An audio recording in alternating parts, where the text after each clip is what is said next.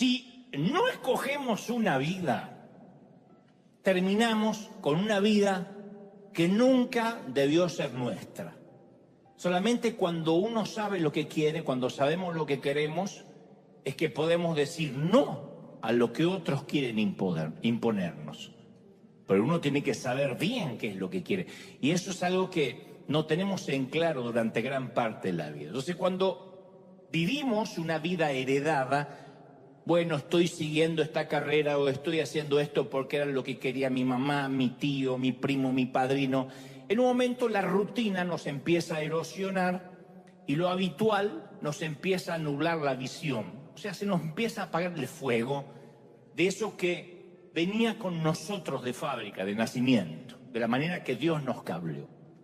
Y es ahí cuando perdemos hasta la alegría de estar vivos, porque eso hace que nos dediquemos a algo que no nos gusta, que nos va erosionando la felicidad. En todos los órdenes. Una pareja puede estar muy enamorada, pero si le quitamos el romance a la ecuación, la relación se convierte en rutina. El nacimiento de un niño es maravilloso, es milagroso, pero comenzamos a cambiar pañales a la madrugada y empieza la rutina. Muchos de nosotros nos alegramos el día que conseguimos un empleo, por fin. Pero después empieza la rutina y vivimos anhelando que llegue el fin de semana. Conozco un montón de gente que se arrastra de lunes a viernes o de lunes a sábado esperando el domingo. Entonces, uno de los peligros más grandes a los cuales nos enfrentamos cuando en la vida aprendemos el cómo hacerlo y nos olvidamos el por qué lo estamos haciendo. En todos los órdenes. Uno puede venir a la iglesia, sabe cómo venir, sabe cómo cantar, pero olvidó el por qué venía a la iglesia. Pasa en el empleo, pasa en una pareja, pasa con los hijos. O sea, aprendemos el cómo y olvidamos la razón, el por qué. Entonces, tendemos a pensar y actuar de acuerdo a un sistema de creencias heredadas, que aquí lo hemos hablado en muchas ocasiones, que se le llama predisposición heurística. Aunque suene medio raro el nombre, suene a una epidemia, pero es un tema psicológico, es un proceso cognoscitivo increíblemente complejo, pero que el resultado final es el embotamiento mental. Cuando uno hace las cosas sin pensar, vive sin pensar, respira sin pensar, va al trabajo sin pensar, cría hijos sin darse cuenta que está criando hijos. Entonces la vida rutinaria nos empieza a embotar la mente, a entumecer nuestros sentidos y vamos por la vida como arrastrando los pies. Yo no sé si vuestras madres le han dicho lo que la mía, ¡deja de arrastrar los pies! Porque uno en un momento en la vida pasa por la adolescencia como un mamut arrastrando los pies.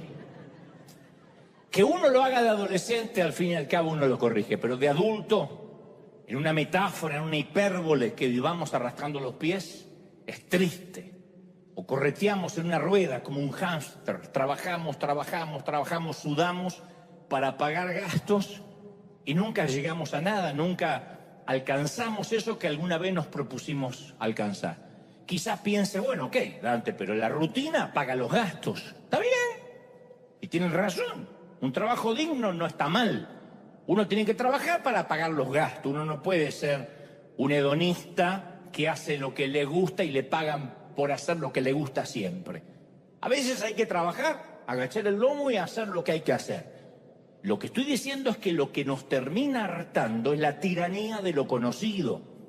Cuando el tengo que hacerlo reemplaza el quiero hacerlo. Aún aquí dentro de la congregación, de la iglesia, los que están de voluntarios y dicen, oh, hoy toca, se le empieza a notar. Cuando el tengo que hacerlo reemplaza el quiero hacerlo. Entonces conozco a mucha gente que estudia, que trabaja, que se levanta todos los días sin rumbo. Y esto le ocurre desde el presidente de una empresa hasta el alumno, un pastor, a un cura, a un rabino, a la maestra, a la mamá que cocina todos los días. Y todos nos identificamos con esa tendencia de empezar a vivir sin rumbo, hasta incluso, insisto, en las relaciones personales. Porque llega el día que nuestra pareja está más marcada por la tolerancia que por la pasión. Y bueno, lo tengo que aguantar al gordo, ¿cuánto más puede vivir? Que acá no pasa, pero en el otro servicio hay muchas de esas asesinas potenciales. Nos propusimos grabar recuerdos en nuestros hijos y la rutina de pronto nos hace hacer que los veamos criar o que los criemos mirando una pantalla. Entonces hay gente que ve a sus hijos, los ve crecer en la cama, porque cuando se van a la mañana están dormidos, cuando vuelven está dormido. Y un día nos damos cuenta que sucumbimos ante la mediocridad y la rutina de una vida que no queríamos, que no era lo que habíamos planificado. Entonces nos volvemos frustrados, irritables, y estamos hartos de ser quienes somos, porque no era la vida que habíamos planificado. Y lo irónico de esto es que muchos de nosotros seguimos anhelando un futuro distinto, un futuro nuevo, pero mientras nos aferramos al pasado, porque es lo único que conocemos. Queremos que Dios nos dé algo nuevo, todos decimos queremos que Dios nos dé algo nuevo, pero nunca permitimos que nos arrebate lo viejo. Entonces no podemos tomar lo nuevo si no dejamos lo viejo. Y si no somos conscientes de eso, nuestro futuro termina siendo una extensión de nuestro pasado, como un pasado que se alarga, en lugar de que sea algo diferente como lo habíamos soñado. Y nuestro pasado, lo que es aún peor, puede convertirse en una cárcel que perpetúa las creencias de los que nos criaron. Uno tiende a repetir las cosas de los padres que no queríamos repetir. Entonces, de algún modo, no sé si es intencional, creo que es más inconsciente, reproducimos la misma cultura con nosotros, con lo que nos rodean, de la manera en que nos criaron. Ustedes dicen, ¿está mal eso? Y si uno repite lo malo, sí. Lo engañoso del caso es que a veces nos pasamos la vida intentando no ser como nuestros padres. Que por una cuestión de buen gusto, no le voy a preguntar quién se pasa la vida intentando no ser como los padres. Pero lo cierto es que llegamos a ser como la persona que menos nos queríamos parecer. Esto es lo peor.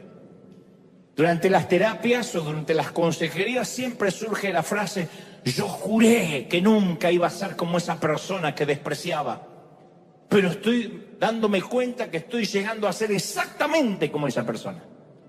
Y yo conozco esa lucha interior, porque en muchas ocasiones yo me propuse no ser como la peor versión de mi padre, que me dejó algunas cosas buenas y otras no tan buenas, no son para contar. Y yo me propuse no ser como él, pero a veces me asusto porque me veo actuando como él. Me escucho la voz y es la voz de mi papá. Ya bastante que tengo las manos de mi papá que se parecen más, pero a veces escucho que es la voz de mi papá y hasta digo frases que a mí me irritaban cuando me las decía. La famosa, vamos a ver. De acá al sábado puede pasar muchas cosas. Esa manía de no comprometerse como todo político que tienen los padres, ¿no? Hay una historia asombrosa en la Biblia que relata que Jacob estaba cansado de lidiar con su suegro, que era tramposo y canalla. Entonces Jacob solo quería casarse con su hija, y Labán, que así llamaba a su suegro, siempre terminaba timándolo. Y para hacer la historia corta, hasta le cambió el salario 10 veces. Un timador, un tramposo. Entonces, un día, Dios le da un sueño a su yerno, a Jacob, y le dice: te voy a dar la manera de negociar con tu suegro. Quiero que le digas que van a dividir el rebaño, que tú te vas a quedar con las ovejas y las cabras que estén moteadas y manchadas. Que esto es una locura, porque casi no hay ovejas manchadas. Las ovejas no son cebras. No hay muchas cabras manchadas. Como que... Pero aún así Dios le dice: tú te vas a quedar con las manchadas y que él se quede con todas las de un solo color. Un pésimo arreglo para Jacob, pero así se lo había dicho Dios. Porque entre el rebaño, insisto, y nacen muy pocas crías de varios colores. Así que el suegro, pillo y algo argentino, dicen los teólogos, aceptó de inmediato, dice: claro, me fascina. Y Génesis 30:37 relata que por orden expresa de Dios, Jacob tomó unas varas verdes de álamo, de almendro, de plátano, le saca tiras de la corteza, descubre lo blanco de las varas y coloca las varas que había descortezado delante de los rebaños, pero en los abrevaderos, donde venían a beber. Y ahí es donde se apareaban también las muchachas y los muchachos. Y los rebaños bebían, miraban el palito que estaba así moteado y tenían crías rayadas, moteadas y manchadas. Yo estaba leyendo que algunos expertos afirman que Jacob, al quitar la corteza de las ramas, pudo haber expuesto alguna sustancia nutritiva del agua y eso hizo cambiar el color de los pelajes de las crías jóvenes al beber esa agua. Lo que sea, esto no es una lección de agricultura, es la manera que nosotros reproducimos nuestra manera de pensar o de actuar. El abrevadero es eso que siempre miramos como un referente, incluso a veces sin darnos cuenta. Proverbios 23:7 dice, porque cuál es su pensamiento en su corazón, así es él. Como uno piensa, es como uno actúa. No hay forma de ser diferente. Entonces a veces desperdiciamos un montón de energía intentando no ser alguien, no ser algo. Pero para no ser ese alguien o ese algo, incluso para poder evitarlo, tenemos que tenerlo enfrente nuestro. Uno dice, no quiero ser como mi madre. Para eso tienes que mirar a tu madre, para no imitarla. Entonces, si uno ve lo que no quiere ser, termina reproduciéndolo, igual que estas ovejitas y estas cabras. Esto explica por qué tanta gente que creció maltratado, de pronto de grande vuelve a maltratar a sus hijos, del mismo modo que sus padres usaron de él o de ella. Uno dice, pero ¿cómo puede ser que repita el patrón? Se prometieron nunca llegar a ser como sus padres y llegaron a ser exactamente como ellos. Me están mirando todos con ganas de suicidarse, más a decir, a mí me está pasando, pero déjenme avanzar. Para empezar a sanarnos, tenemos que conocer cuál es el sistema de creencias que le damos sin querer. ¿Cuál es el sistema que viaja en nuestros genes, en nuestro entorno? Las investigaciones psicológicas afirman que el concepto que tenemos sobre nuestra vida es definido por un pequeño puñado de experiencias de nuestra infancia. Uno podría decir, no, porque cuando llegamos a Dios todas las cosas son hechas nuevas, pero aún así, los adultos de hoy somos los niños de ayer. Entonces el 99% de las experiencias se desvanecen en el abismo del subconsciente. Es mentira que uno dice, yo me acuerdo de toda mi niñez, tu abuela. Uno se acuerda el 1%. Si no, no habría lugar, no habría los suficientes gigas en el cerebro para almacenar toda una infancia. Y ese 1% es lo que nos define. Y manejar esos recuerdos es determinante. Porque somos la suma de lo que hemos sido, de lo que hemos hecho y las personas que hemos conocido. Eso somos hoy. Entonces, ¿cuáles son nuestros primeros recuerdos? ¿Qué nos viene a la mente? ¿Cuáles son los sucesos buenos, malos que marcaron nuestros años en la escuela primaria, en la secundaria, en la universidad? Porque si sufriste bullying, que en ese entonces no se decía bullying, se decía hacete hombre, te marca, ¿no? En el caso de una dama, aguántatela, pero te van marcando. ¿Cuáles son los primeros recuerdos? Entonces, lo que nos va a sorprender es la forma que esos sucesos aparentemente insignificantes le dan forma a nuestro sistema operativo subconsciente, hasta a la manera que vemos a Dios. La forma que fuimos creados, si no la sanamos, va a determinar hasta la forma que nos relacionamos con Dios. Y esos sucesos aparentemente superficiales determinan nuestra forma de ver la vida, de actuar. Entonces, la mayoría de las relaciones que nos drenan vienen a ser como una pierna con gangrena, que si uno no la amputa, la infección se extiende por todo el cuerpo hasta que se ennegrece el corazón. Y la gente que no tiene el valor de cortar aquello que sirvió para el pasado, al final termina perdiendo mucho más. Ustedes dicen, pero esto, ¿dónde me deja como cristiano con amor? No, uno sigue amando, eso no cambia. Yo estoy hablando de las relaciones que están arraigadas a experiencias pasadas, pero que no tienen futuro en común. A todo el mundo tenemos seguramente en casa un par de zapatos viejos que son comodísimos. Ay, estos zapatos, eso donde los dedos entran ahí, especialmente después que los tienes dentro de un taco, que dice liberen a Willy y los dedos salen ¡pum!, así buscando la libertad.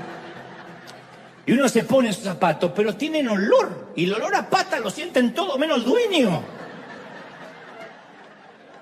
Tienen agujeros y no nos van a llevar lejos. Esas son las relaciones que a veces hay que cortar. Son cómodas, pero no van a llevar al futuro. Yo estando en Argentina construí muchas amistades que en su momento pensé que iban a ser para toda la vida. Como cuando uno va a la escuela primaria y tiene esos amigos de 12 años que dicen nos vamos a ver hasta que seamos grandes. Y después uno no se vuelve a ver más. Cuando ya uno es más grande elige la amistad ya no por coincidir en el mismo aula o en el mismo salón, sino por elección. Pero me di cuenta que nuestras vidas fluctúan por temporadas y las amistades siguen el mismo patrón. Entonces, sea cual sea la razón, eso redefine la dinámica de la amistad e incluso del parentesco. Hay parientes con los que uno estuvo muy cercano y después la vida, Dios, nos va alejando. Y no deberíamos sorprendernos si por una razón u otra la vida remodela el terreno de tanto en tanto. No es culpa de nadie. Las cosas cambian. Nadie es el mismo después de 20 años. ¿O sí? Si alguien cree que es el mismo, mírese al espejo, desnudo y con la puerta cerrada. No somos quienes fuimos, somos otros. Yo no soy el mismo cuando tenía 30, ni cuando tenía 20, ni pensaba como pienso ahora. No somos los mismos, somos otros. Y como dijo el sabio Salomón en Eclesiastés 3, todo en esta vida tiene un tiempo, una temporada, incluyendo la amistad. Por razones obvias no podemos forzar amistades para toda la vida. ¿Por qué? Porque se forjan en las trincheras del diario. Por definición, toman toda la vida para que una amistad se desarrolle toda una vida. Pero no todos vamos a conservar los amigos de siempre. Entonces, por nuestra salud mental tenemos que decir, a ver, no vamos a llegar toda la jubilación juntos, a la mecedora, a compartir los dientes en el mismo vaso. Me voy a cambiar el pañal, me cambias el mío ya que va, no va a pasar eso. Puede que nos jubilemos con un grupo totalmente diferente a los amigos que tenemos ahora. Ahora, muchos venimos del mismo entorno, incluso crecimos en el mismo hogar, ¿o no? Y terminamos en lugares diferentes completamente en la vida. ¿Hay alguien acá que no se parece a su hermano o a su hermana? Bueno, vinieron los parecidos de Suiza todos. ¿Hay alguien que dice, yo no me parezco a mi familia?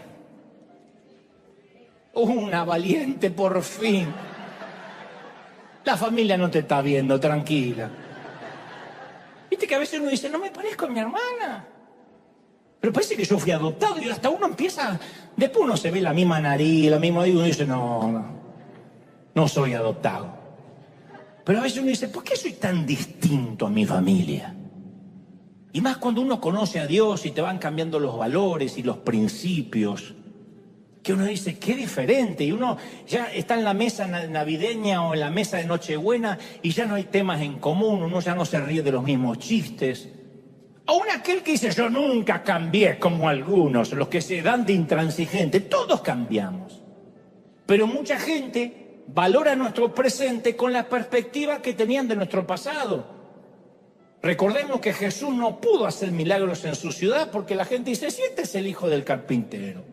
Conocemos a su familia. ¿Qué se viene a hacer el Mesías? ¿Qué impidió sus milagros? No su ubicación geográfica. Fue la visión limitada de los que se fijaban más en su pasado que en su presente. Y algunos de nosotros tenemos gente que nos dice, yo te conocí cuando no eras nadie. ¿No? Yo te conocí cuando eras un muerto de hambre. A mí me dicen siempre, yo conocí a Dante cuando tenía un Renault 18 fundido y un traje brilloso de tanto planchar. Perdón por no conservar el saco brilloso en un museo y por haber cambiado el auto fundido, perdón. Mientras más fuerte sea la emoción, más fuerte y duradero es el recuerdo. Entonces casi todos nuestros recuerdos a largo plazo están asociados con emociones muy intensas, positivas o negativas. De allí la famosa frase poética, uno se olvida lo que te dijeron, pero nunca cómo te hicieron sentir. ¡Oh! Me vine Neruda hoy, ¿eh?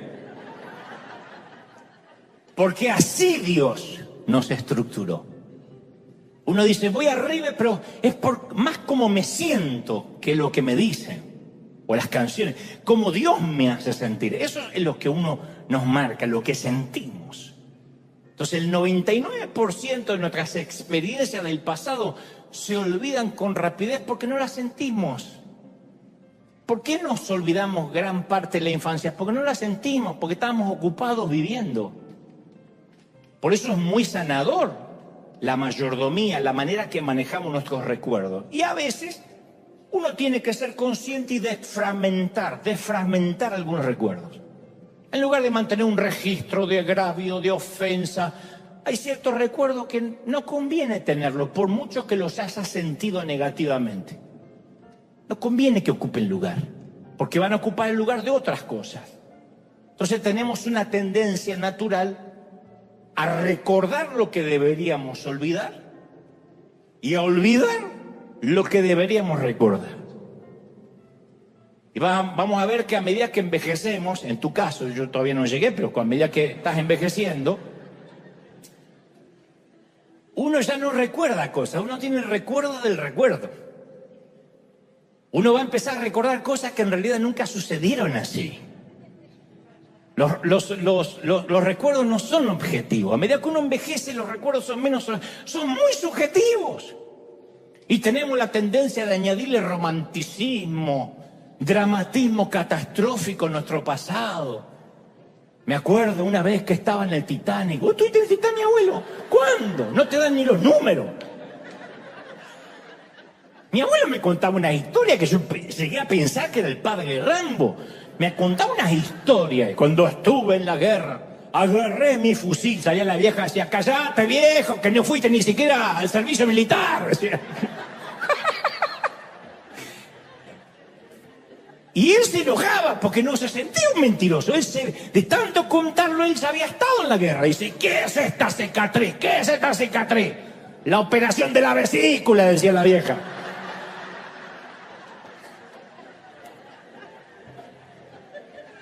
Entonces, todos distorsionamos nuestros recuerdos a base de minimizar unos mientras ampliamos otros, los que nos conviene. Pero la manera, insisto, de manejar nuestros recuerdos va a determinar nuestra manera de ver a Dios y a ver la vida.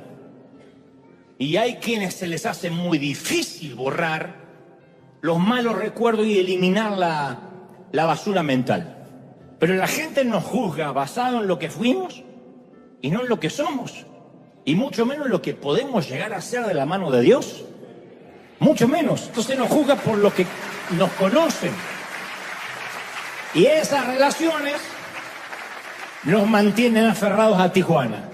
Y parte del lastre que resistimos de dejar y que nos llevamos al viaje de la vida, también es esa gente que ven dónde estás ahora, pero no se acuerdan todo lo que tuvieron, no saben lo que tuviste que hacer para estar donde estás ahora, o no tienen idea de tus procesos, de tus batallas. Ven una foto tuya en la casa y dicen, qué lindo en Yanquilandia, qué fácil. No saben que tuviste 8 trabajos para poder pagarla. La gente ve nuestra tierra prometida, pero nunca conocen, ni quieren conocer nuestros desiertos. Y nadie puede apreciar la magnitud de nuestro éxito si no ha visto la ferocidad de nuestras luchas.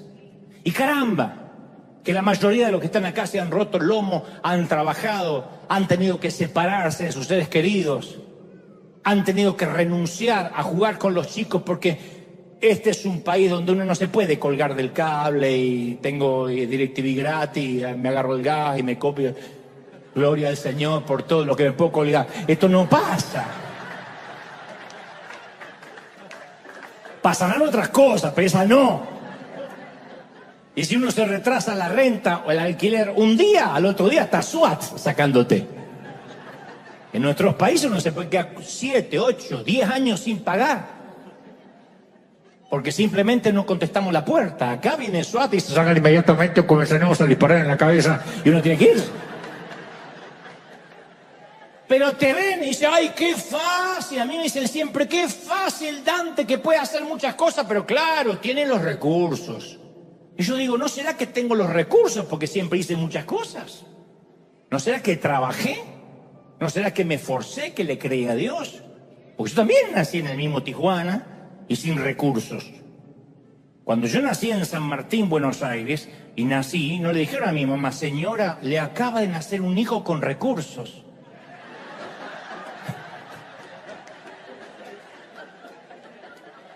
Ni nací en el Palacio de Buckingham. Entonces, como dijo una famosa conferencista, Brené Brown, si no estás en el ring, si no estás en el cuadrilátero recibiendo una paliza de tanto en tanto y solo estás criticando sentado en los asientos baratos del teatro, no estoy interesada o interesado en los comentarios sobre mi vida. Punto. Si no te peleaste palmo a palmo con la vida. Entonces hay mucha gente que no conoce de dónde venimos y el precio que tuvimos que pagar. Y seguramente habrás escuchado este dicho, hay que quemar las naves. A un gran conquistador hace mucho tiempo iba a enviar a sus tropas contra un enemigo poderoso cuyos hombres le eran mayor en número, embarcó a sus soldados, navegó hacia el país enemigo, desembarcó y dio la orden que queme las naves o los barcos que lo habían llevado hasta ahí. Y al dirigirse a sus hombres dijo, ved cómo los barcos se convierten en cenizas, en humo. Esto significa que no podemos dejar estas playas a menos que ganemos. No es retirada, o vencemos o morimos. Ese gran conquistador fue Hernán Cortés y la gran batalla fue la conquista de México. O sea, prendió fuego lo que podía ser una opción de retirada. Le sucedió a Israel al salir de Egipto. Si la esclavitud sigue siendo una opción, siempre vamos a regresar. Yo le decía hace poco a una misionera, si te vas a misionar, tienes que desempacar completamente. Aquel que va, abre la maleta y va picoteando así, saca un calzón y saca una cosa y vuelve a poner un calzón sucio, saca uno limpio, es porque sabe que se va a ir. Pero aquel que pone todo en los cajones porque sabe que se va a quedar. La opción de que si las cosas se ponen mal me voy es lo que hace que no tengamos raíces en nada. Imagínate un marido que se casa así. Y yo me caso, si a los 3 meses estás una loca, yo me voy. O viceversa. Entonces, si siempre hay una forma de retirada, vamos a ser esclavos. ¿Cómo lo llamamos? Seguridad, comodidad, plan B. Pero yo lo llamo el viejo Tijuana. Kansas. Israel tuvo 370 años atado a la esclavitud. Grandes en cuerpo, débiles en espíritu para resistir. Lo más difícil es dejar las creencias. Quitarnos el perno del entorno, de las cosas. Y eso no le corresponde a Dios, ¿eh? El peso hay que despojárselo. Uno no puede decir, Señor, quítame el peso. Quítatelo vos. Sácame de las redes sociales. Sácala vos las redes que lo va a sacar Dios. Que se mueran los chinos que crearon el TikTok. No, hay que sacar TikTok del celular. Son los grilletes que nos distraen y nos impiden salir de los límites de Egipto. Israel tenía un comisario de tributos. El objetivo no era hacerlos trabajar, sino destruir sus espíritus. Querían doblegar a toda una raza para que generación tras generación sirvieran a sus captores. Como dijo el Pacino, interpretando al coronel Slade en la famosa película del 92, Perfume de Mujer. Él dijo, en la guerra tuve muchos muchachos y los vi amputados de uno y hasta dos de sus brazos. No hay nada tan cruel como un espíritu amputado, porque no hay prótesis para eso. No hay prótesis para un espíritu amputado. Por mucho que vayas tras el sueño americano, por mucho que te vayas a los Estados Unidos, a Europa, con un espíritu amputado vas a ser un esclavo donde vayas. A menos que uno corte con el pasado definitivamente, queme las naves. ¿Qué nos impide dejar Egipto? Hebreos dice, despojémonos del peso que estorba. Entonces, insisto, quitar el pecado es más sencillo, uno se arrepiente y ya. Pero el peso, para el peso hace falta valentía. Más cuando hoy en día es una ofensa salirse de un grupo de WhatsApp. ¿Por qué se salió del grupo de WhatsApp de las madres? Porque estaba harto de las madres que comentan el gasecito del Matías. Pero no entiendo, hicimos algo, perdón, hicimos algo y te empiezan a llamar porque te saliste del grupo de WhatsApp. Hay gente que podría orar, tengo que salir del grupo de WhatsApp de mi familia, no sé cómo, y salí. Entonces, cuando Israel fue libre, tuvo nostalgia por los sabores gastronómicos de Egipto. Ellos salieron de Tijuana, pero nunca se sacaron Tijuana de adentro. Nunca se sacaron a Argentina de adentro, aunque salieron de Argentina. Y Números 11:5 dice, ¿cómo echamos de menos lo que comíamos en Egipto? Comíamos pepinos, melones, cebolla, ajo. No importa que eran esclavos, ellos extrañaban lo que comían como esclavos. Entonces hay aromas que a veces regresan y nos dan nostalgia de tener eso que ya no va a ser. Y los aromas están conectados con la memoria emocional o no. Y ese ajo y cebolla para los esclavos nunca fue gratis. Es como internet, como la red. Si algo en internet es gratis, es mentira, es porque tú eres el producto. La comida de Egipto era gratuita, pero para mantenerlos fuertes para la esclavitud. Entonces es hora de quemar las naves, mi amigo. En cierta ocasión Jesús dijo, nadie que mire atrás después de poner la mano y los ojos en el arado es digno del reino de Dios. Hay que prender fuego el pasado, no hay opciones. Si queremos un buen futuro necesitamos un pasado en llamas. Y eso es lo que llamo un incendio intencional. Es decir, hay cosas que están buenas y otras que no están buenas. El pasado es lo que hemos hecho, donde hemos estado, quiénes somos. Y cada día tenemos que escoger entre vivir en ese pasado o crear un futuro. Nos vamos a tener que acostumbrar a las pastillas para la garganta de este lado de la frontera. Al dulce de leche de estas vacas.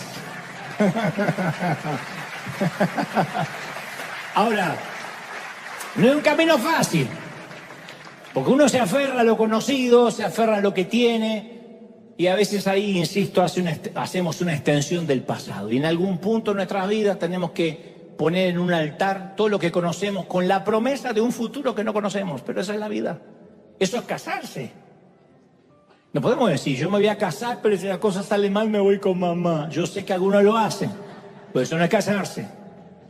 Hay que quemar a la vieja, hay que quemar lo viejo. Dicho esto, yo no te voy a mentir. Hay dolores de la infancia que nunca se van. Si algún predicador te dice por ahí, no, todos los dolores se van, es un timador. Se alivian. Pero hay dolores que nunca se van por completo porque, insisto, están en ese 1% que Dios permitió, tema para otro mensaje, para hacer lo que hoy somos, para darnos cierta resiliencia, cierto umbral de resistencia a los avatares de la vida.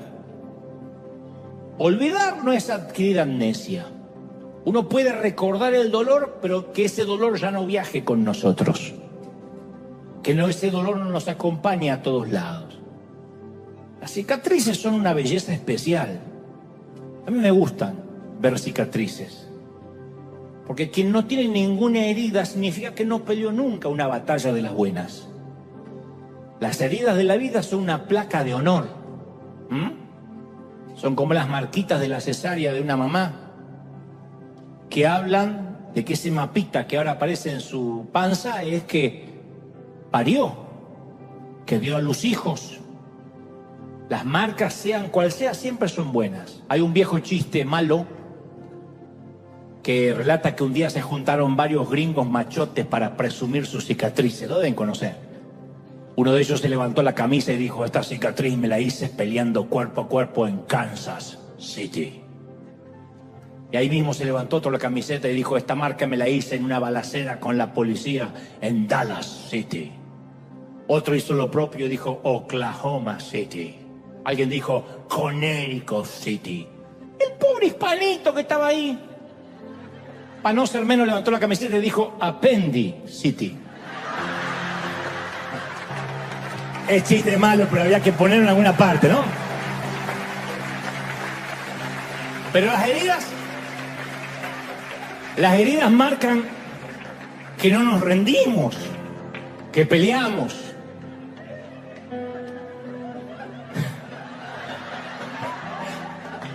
No era el momento, lo sé. Lo que trato de decir es que una vez que sacamos el aguijón, la sanidad es inevitable. Entonces no tenemos que pasarnos la vida tratando de no parecernos a alguien, de no repetir el patrón de los padres, sino más bien podemos dejar que Dios redima nuestro pasado y haga algo con esas cenizas.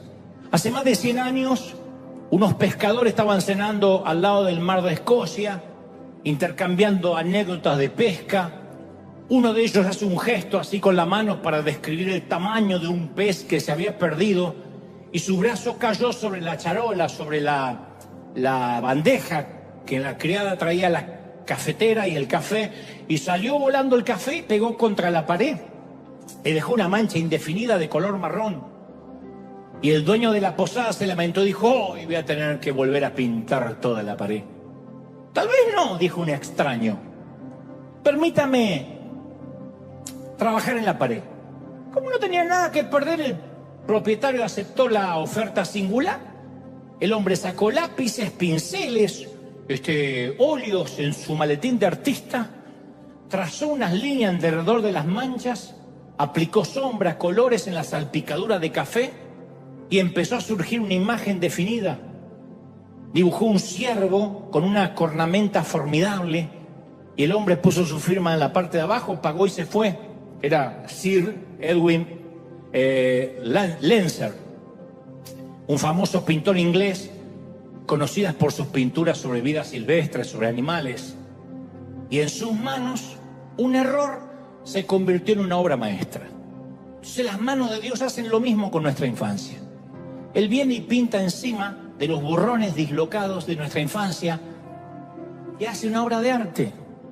Dice: este Dante que tiene síndrome de Asperger y es tímido, y mirá los padres que tiene, uy, los hermanos que le tocó, y el abuelo que está loco que cree que estuvo en la guerra, y es más pobre que una rata, y no tiene posibilidad ni ir a la universidad, lo mandaron de técnico electrónico, y con esa mancha Dios dice: no voy a dejar que determine su identidad el entorno, no voy a dejar que eso lo defina.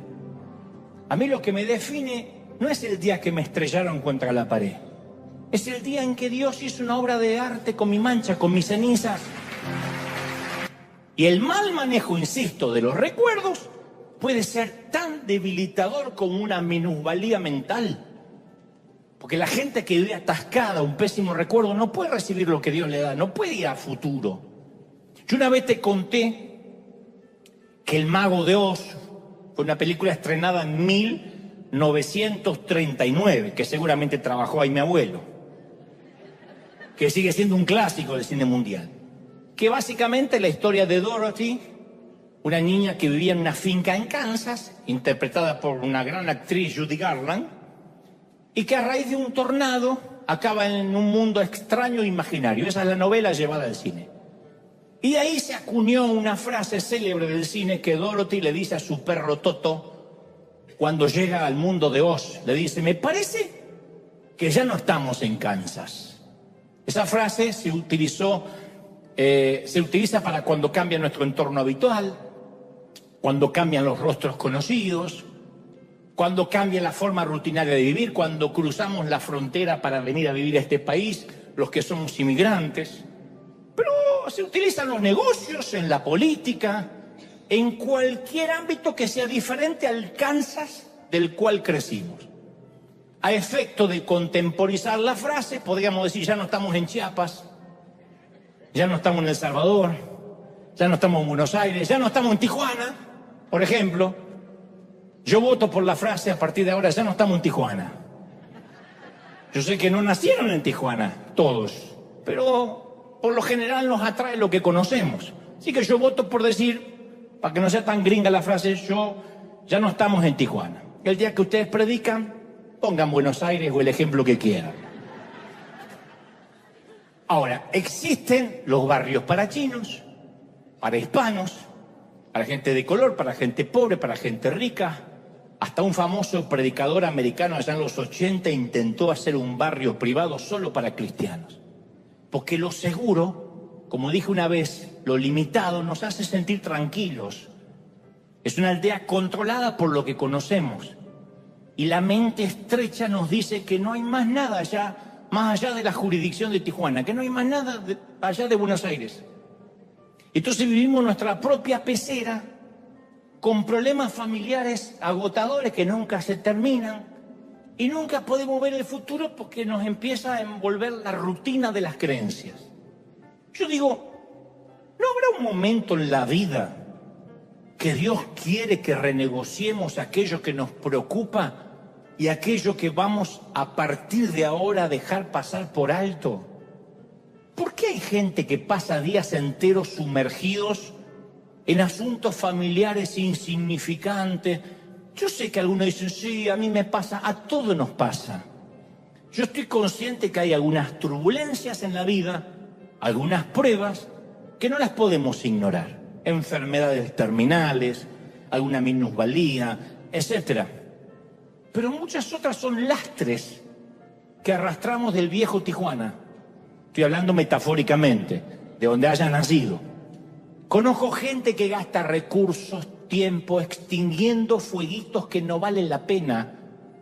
Y yo estoy convencido que acá debe haber gente que le encanta, que es adicta al drama. Alguien debe conocer a alguien que es adicto al drama. Siempre tiene un problema terrible, siempre. La vida es a las 7:06 centro, la Winfrey, la pobre de Guadalupe que va a River. Es siempre así. Que la vida es una telenovela. Son fatalistas. Ay, el nene se le atraviesa una flatulencia. ¡Oh! Te lo cuentan como que le agarró un cáncer terminal. No sabes, estoy orinada por un dinosaurio. Se me constipó el Matías. ¡Oh! No me hace caca. ¿Qué hice, Dios, para tener esta vida? Uno dice, no puede ser. Esa hay que mandarla en un container a África. Pero hay gente que dramatiza las boberías cotidianas.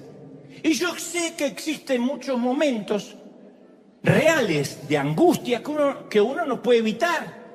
Pero mi pregunta es, ¿no llegamos a un momento en que decimos, ¿no será que me estoy complicando la vida con una carga en los hombros que podría quitarme, pero que las heredé de mi familia? Porque así era mi mamá, porque así era mi abuela.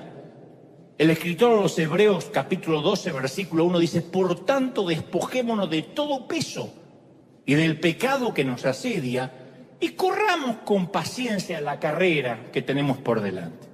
El domingo pasado yo hablaba del pecado. Uno dice, pecado que confieso, pecado que desaparece. Lo más difícil es confesar el peso, las distracciones, que no llegan a ser un pecado capital, pero que nos distraen. Son los asuntos grasos de la vida. Es la basura que nos inflama.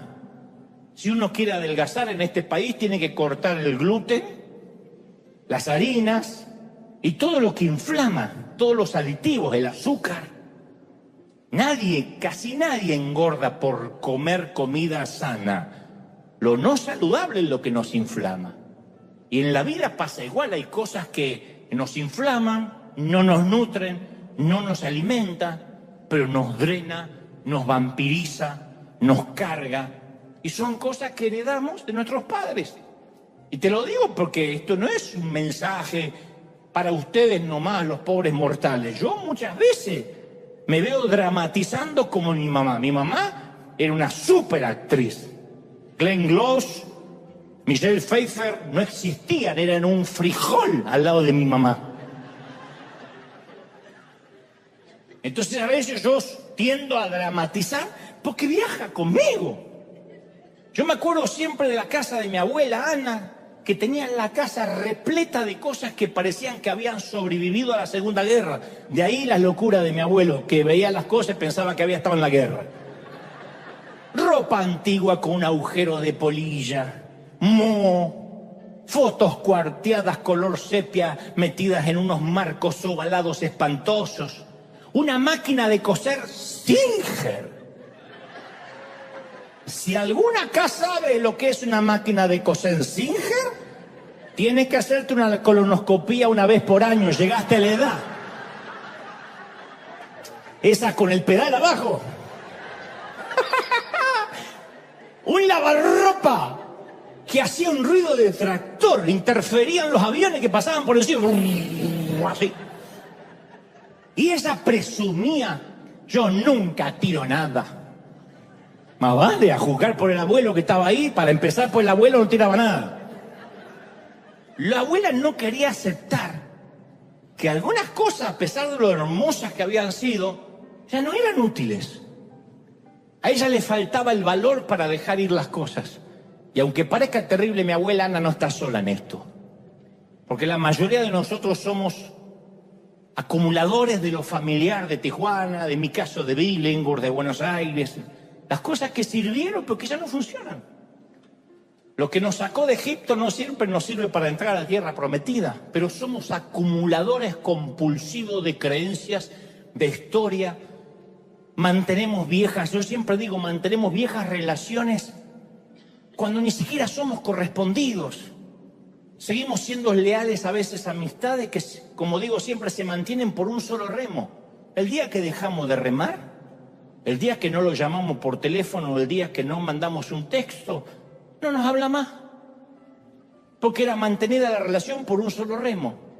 Yo he hecho la prueba de no llamar por una semana a alguien que creía mi amigo, nunca más supe de él. Jamás. Entonces digo, ay, era yo el que insistía con feliz cumpleaños. Entonces, pero uno se aferra a lo conocido, a lo familiar. Hay gente que usa hasta el mismo producto de una marca, el mismo, no consigo esa marca, no consigo. Pero no es que está buscando la marca de plutonio. No consigo el supositorio que yo usaba en El Salvador. De verdad. Y no se rían porque yo conozco gente de acá que se va hasta Tijuana. 4 horas de fila, ida y vuelta, para comprar unos caramelos para la garganta que los gringos no saben hacer. De verdad. Porque no es que dice, la insulina de allá es mejor. No, me fui a comprar unos caramelos que los venden en la farmacia de allá. O sea, acá pudieron mandar un cohete a la luna, pero no pueden hacer caramelo para la garganta. Y argentino también. Yo me traigo el dulce de leche de Argentina porque las vacas de acá no saben hacer ese tipo de dulce.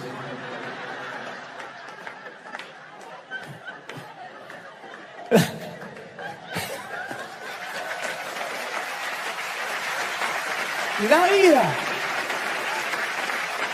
está llena de rutinas, de ritos. Entonces no se puede recoger nada nuevo con las manos llenas. Hay que tomar decisiones y soltar.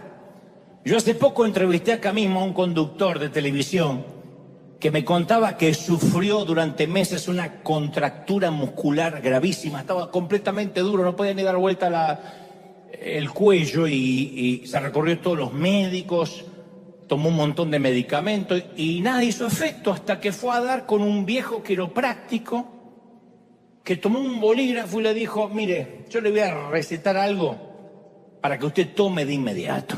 Toma un bolígrafo así. Y dice, mire que tomé todo. No. Esto es cuando usted se lo toma, ¡pac! Agarra el recetario y dice, usted va a tomar decisiones.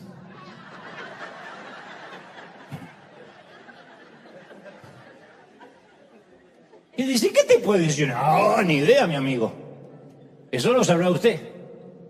Pero no son más de 2 o 3 que le están sobrecargando la salud, le están minando la salud, lo están endureciendo. Usted tiene que tomar decisiones. Eso no es otras cosas que estrés por acumular problemas que estoy convencido que no valen la pena.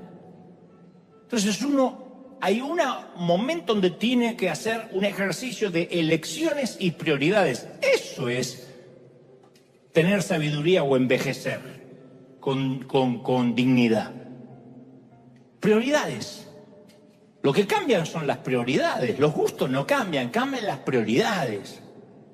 Entonces hay que hacer espacio para algunos problemas que merecen nuestra atención y otros que son un lastre innecesario. Uno habla del pecado e inmediatamente todo el mundo se identifica.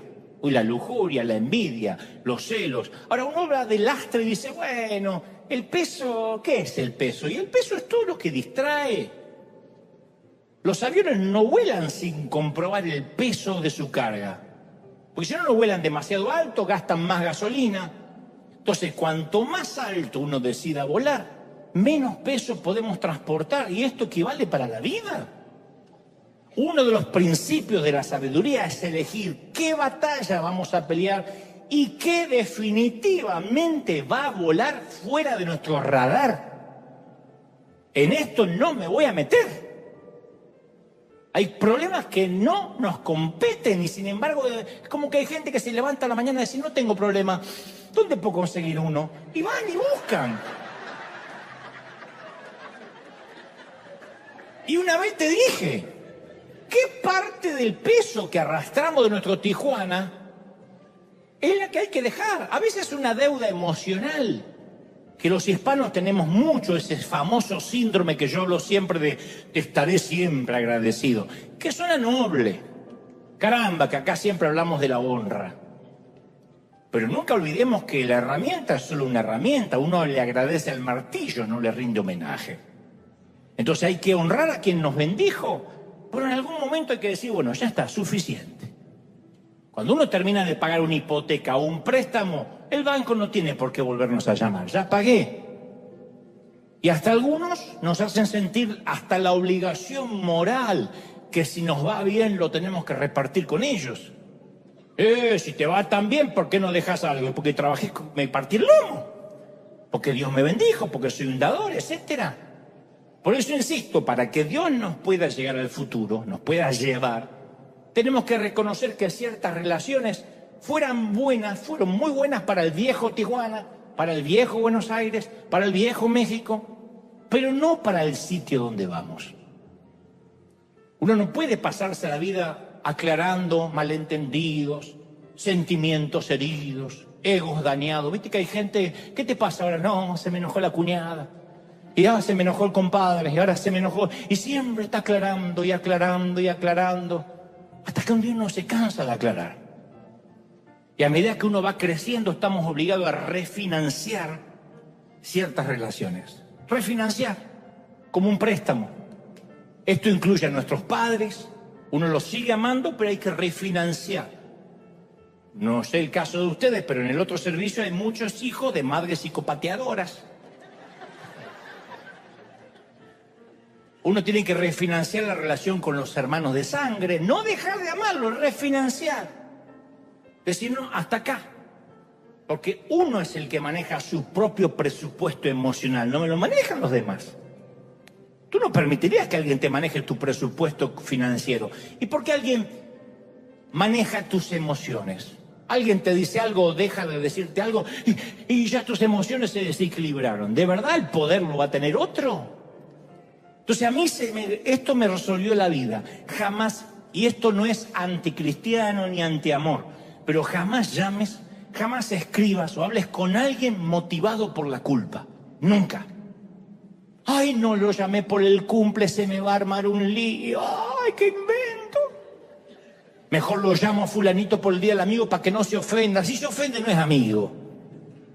Si se ofende no es amigo. Ese no te va a visitar a la cárcel cuando te metan preso por no pagar los impuestos salariales. Una metáfora, no se rían tanto, una metáfora. Ay, debería escribirle a Mengano, porque si no, Mengano va a pensar que no le importo. Que piense lo que quiera, el verdadero amigo va a estar ahí. Si él no es por amor y es por culpa, no sirve, drena, vampiriza. En cambio, cuando uno hace las cosas con el amor, se percibe. Entonces, nunca hay que permitir que sentimientos de otras personas manipulen nuestras decisiones. No negociamos con terroristas emocionales. No se negocia con terroristas. Y apenas descubras una terrorista, puede ser cualquier pariente. Pero llegamos a cierta edad donde es vital hacer un inventario emocional y decidir qué voy a refinanciar. Eso es lo que yo me regalé cuando cumplí 50 años. Cuando vaya a cumplir 50 años. Voy a refinanciar. No se puede ir por la vida siempre pagando los mismos intereses leoninos. Aunque el pasado usted llama, el futuro es formidable, gente. Dale un aplauso grande al rey. ¡Esa! No, dale un aplauso grande al rey de reyes, al Señor. Si crees que Dios te habló, que este aplauso sea gigantesco por esas manchas increíbles, borrosas y estas obras de arte que ha hecho Dios, gente. No, alguien tiene que celebrar más que eso. El rey ha hablado hoy, ¿sí o no?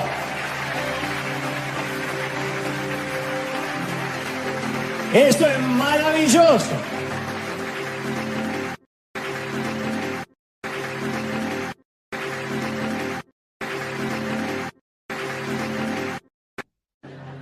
David dijo, ¿quién me diera alas como paloma?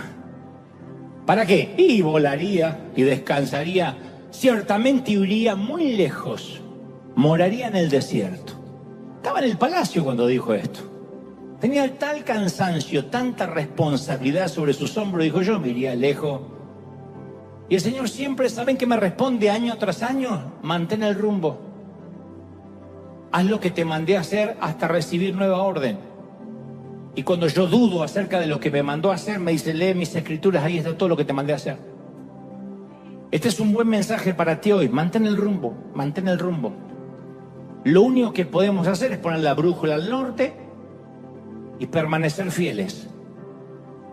Esa es la única área en la que podemos influir. Porque el tiempo no lo podemos cambiar. No podemos adelantarlo, acelerarlo, retrasarlo. El tiempo le pertenece a Dios. Los resultados le pertenecen a Dios. ¿Por qué se enferman la mayoría de los pastores y terminan enfermos y con úlceras? Dicen, no, es que es lo peor de ser pastor. Se calcula 1 hora de prédica, 8 horas de trabajo forzado y encima la gente que te vuelve loco. Porque se pone una carga para lo que no fuimos creados. Yo lo dije una vez y lo voy a decir otra vez. Yo no morí por ninguno de ustedes y no se me hagan los santos porque ninguno moriría por mí. Y si me muriera mañana en el funeral llorarían 3. Ay, sí, qué bueno. Y después, ¿quién viene ahora? Y ya se acabó, es así. Así somos. Entonces, cuando los pastores se ponen cargas para los cuales no fueron preparados, se quiebran, terminan enfermos. La iglesia no es nuestra, la iglesia no es tuya, pastor. Y entonces, ¿cuál es nuestra parte? Ser fieles. No producir resultados. Yo no tengo que cambiar la vida a nadie. Yo no puedo hacer llorar a nadie. Yo no puedo torpemente tratar de llegar a tu intelecto, pero yo no puedo cambiar el corazón de nadie. No puedo generar convicción de pecado por mucho que lo intente. Cuando Nehemías reconstruyó el muro, restauró la dignidad de la ciudad. Y ese era un legado que iba a recordar con orgullo, por muchos años, con gratitud a Dios. Yo puedo decirte que no hay nada que se sienta, no hay nada, como la emoción cuando uno responde a la carga que Dios nos da y vemos a Dios actuar a través nuestro. Es el mayor placer. Así es cuando me siento, cuando me cruzo con gente que me dice, yo crecí con tus mensajes. Una vez Dios te usó para salvarme la vida. Estaba muy triste y un mensaje tuyo me devolvió las ganas de vivir. No es que eso me agranda, por el contrario, porque yo solo sé que soy una herramienta, pero qué lindo se siente haber obedecido. Qué lindo que yo no esperé un profeta, sino que yo fui e hice lo que estaba escrito acá.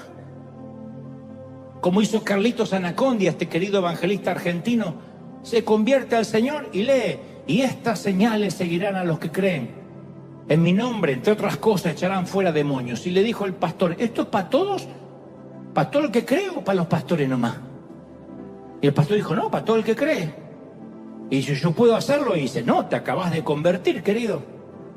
Ahora hay un proceso. Y dijo: ¿pero puedo hacerlo afuera? Ah, sí. Se paró en una esquina Anacondia y dijo: ¡oíme bien, Satanás! Se manifestó hasta la suegra del presidente. Mientras que otros esperaban la voluntad de Dios, este fue y la hizo. Entonces, cuando uno se siente: uy, fui destinado para esto, se siente fenomenal. Nuestros llamados tienen que ver con lo que Dios desea, con lo que Dios está haciendo, con lo que Dios está cambiando, con lo que Dios está transformando. Eso es el llamado de Dios. ¿Tú lo crees? Y cuando respondemos el llamado del Señor, Él pone en nuestra vida el deseo de cambiar el mundo. Y nosotros también cambiamos. Crecemos en dignidad como personas, nos volvemos seguros, centrados. Perdemos esa sensación de falta de propósito que tiene tanta gente. Experimentamos la satisfacción de saber que formamos parte de algo que importa, algo grande, algo que está en el corazón de Dios. Eso que sentimos hace un rato cuando vimos el resumen de lo que hicimos como iglesia del 2020. Eso de decir: wow, yo pertenezco a esto. Ya sea como tracción a sangre o poniendo una semilla. Pero somos parte de algo muy grande. Entonces la iglesia, la gente se congrega en nuestras iglesias por dos razones: para pertenecer a un club de amigos, juntarse con gente que piensa y vista como ellos, o para obedecer el mandato del Señor de ser parte de algo grande. Y somos parte de un plan grandioso, audaz para redimir el mundo. Y cuando respondemos ese llamado, en algún lugar se reconstruye un muro que estaba caído. Alguna parte del mundo se redime.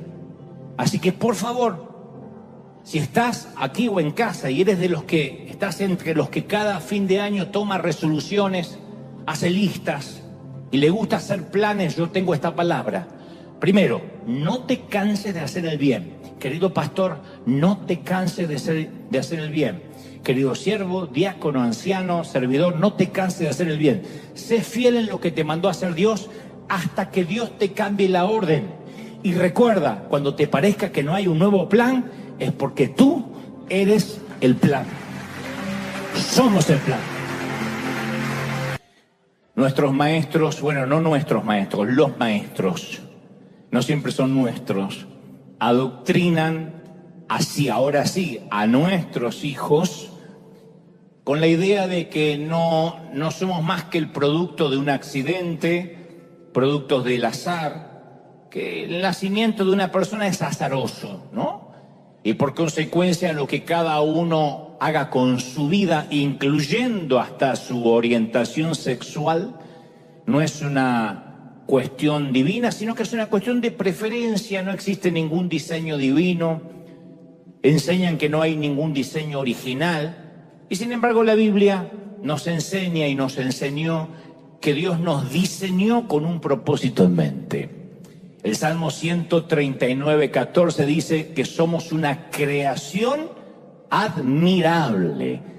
Cuando el Señor nos terminó de hacer, dijo: ¡wow! Mira qué lindo me salieron. Bueno, los argentinos capaz que más lindo que otros, pero cuando ustedes predican, pongan el ejemplo que quieran, ¿eh? Y con el avance de la ciencia es cuando más deberíamos empezar a entender estas palabras de que somos una creación admirable, no al revés. A veces pensamos que hay una dicotomía entre la ciencia y lo divino. Yo digo, nuestro cuerpo mismo es una hazaña de ingeniería perfecta, un diseño increíblemente complejo que no llegamos a entender. Solo pensando, digo, en el ojo humano, un diseño tan elegante es el ojo y complejo que los científicos hasta la fecha no terminan de dilucidar. Nuestro ojo se mueve a un promedio de 100.000 veces cada día. Hace su propio automantenimiento mientras dormimos. El ojo tiene enfoque, tiene objetivo, tiene su propio ajuste de apertura automática, brinda imágenes a color, imágenes en 3D, puede funcionar nuestro ojo en total oscuridad y con la luz brillante.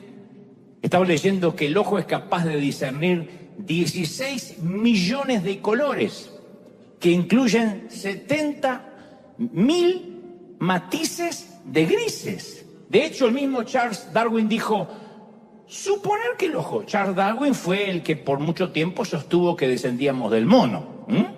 Si algún día tu esposo le enseña a tu hijo que descienden del mono, dile, esa es la familia de tu papá, no la mía.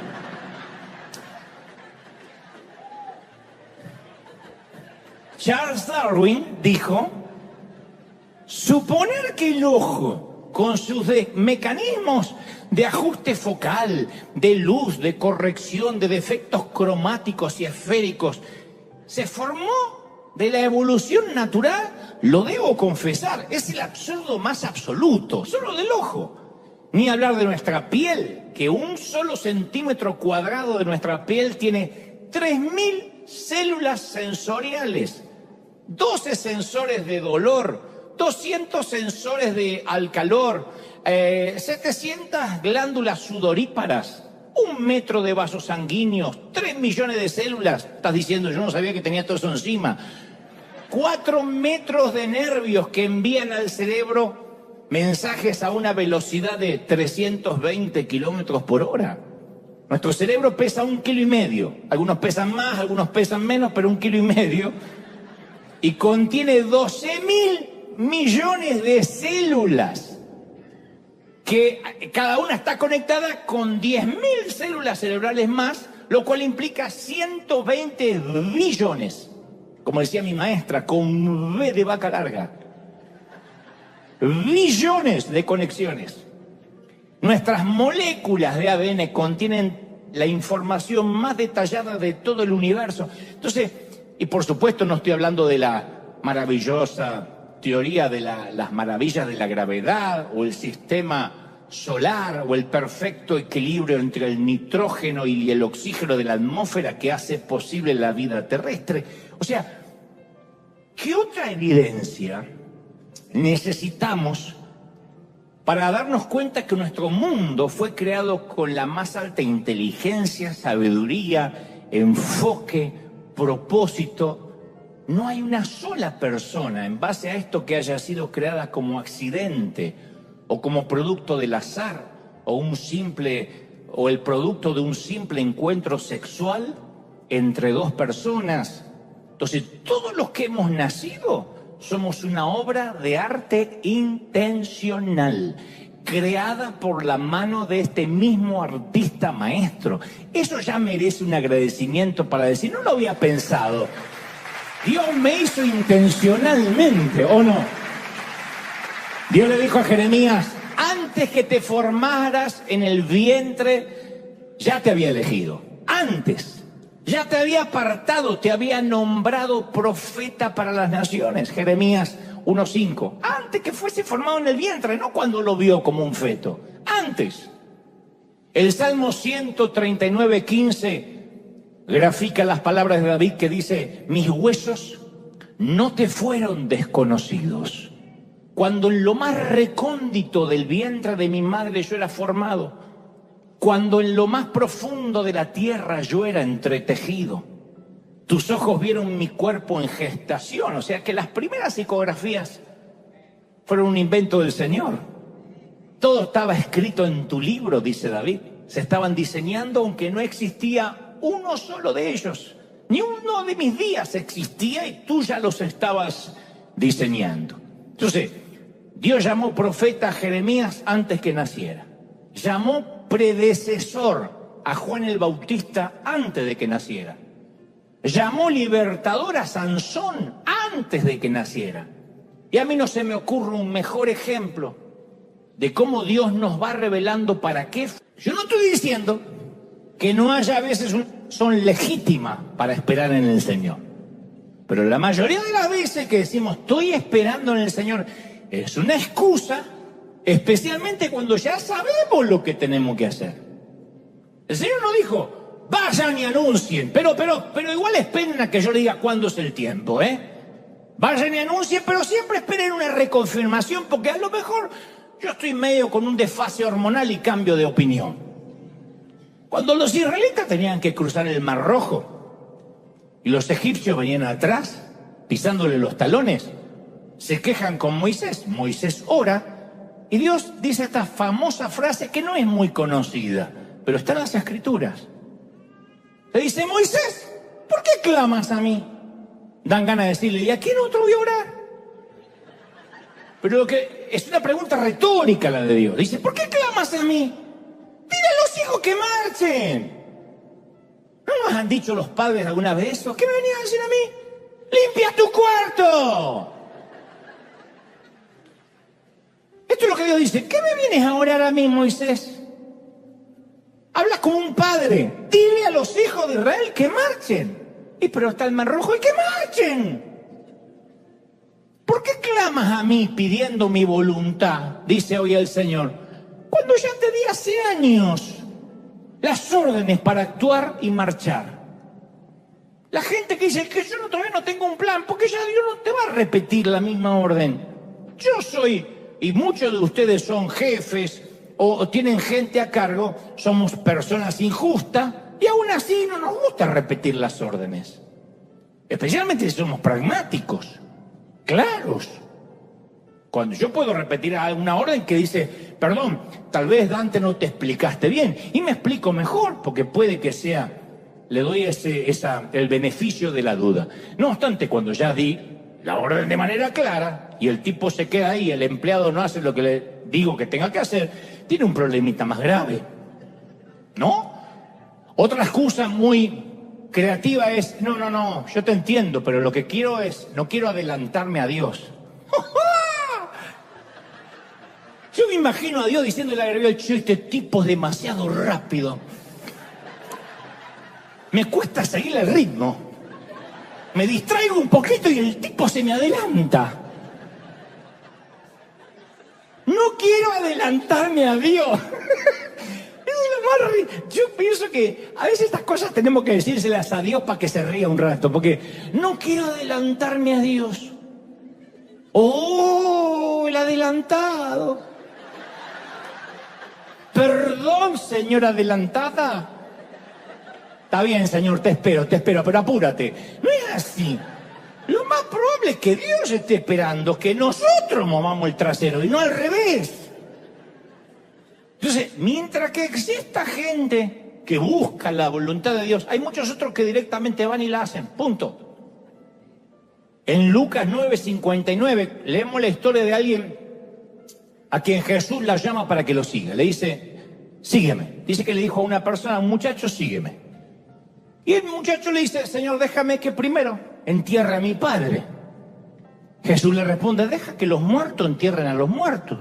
Tú ve y anuncia conmigo el reino de Dios. Otra orden que el tipo no quiere seguir. Y yo tengo que confesar desde que escuché esta historia de niño, que gran parte de mi vida no entendía ese texto.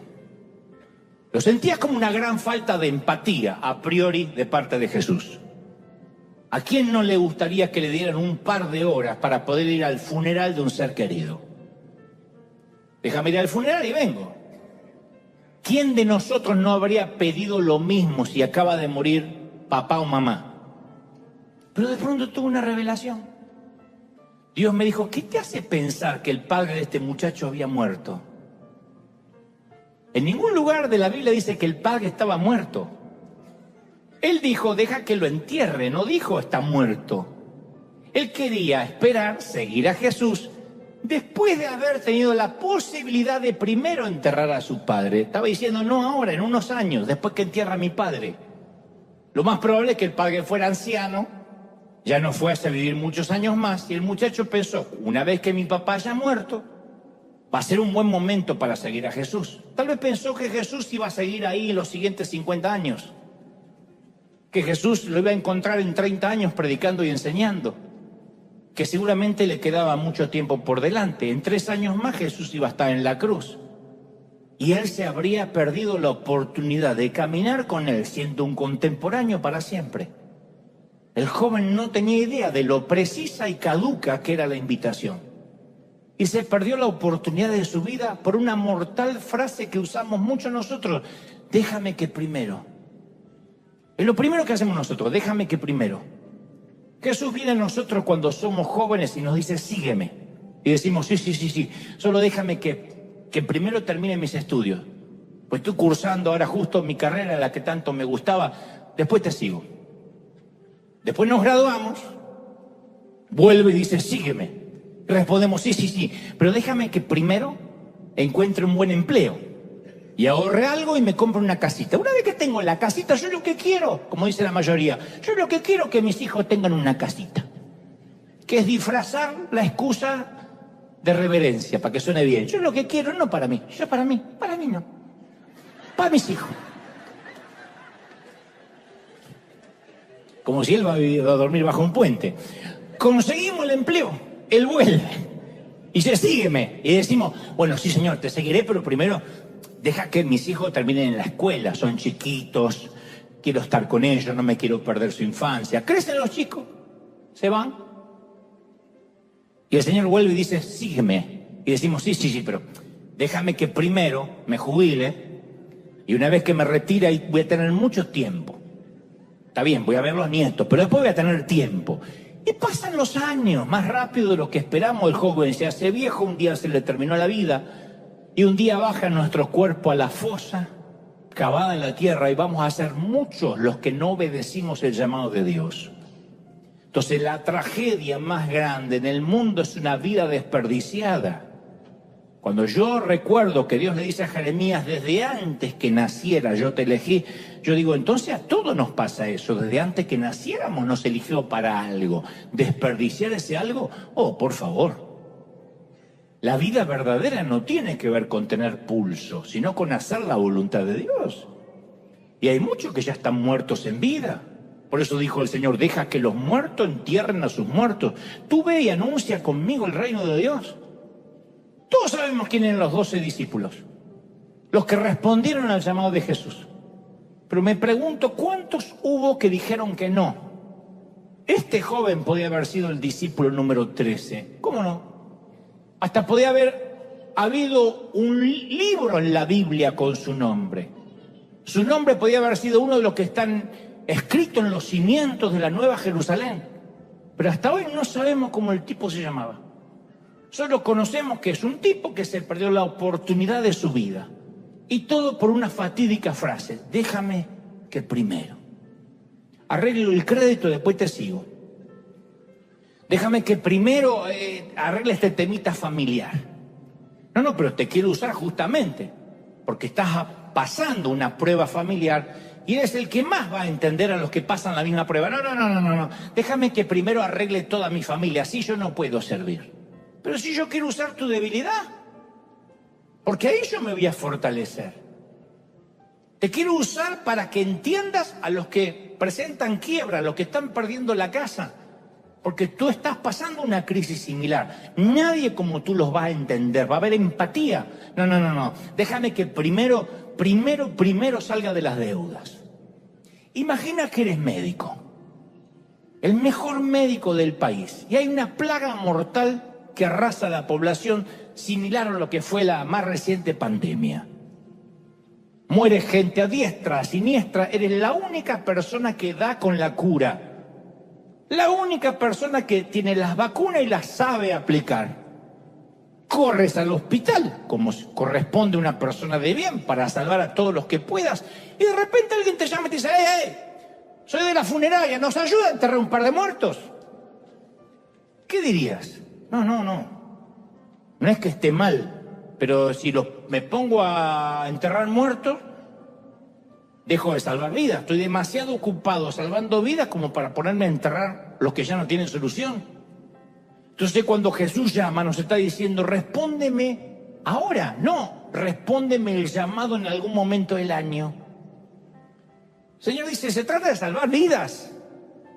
Se pierden por día miles de vidas sin Cristo, que se van al infierno. El infierno es real. Y nosotros decimos, sí, en un momento este año te doy una respuesta. Él está esperando la respuesta ahora.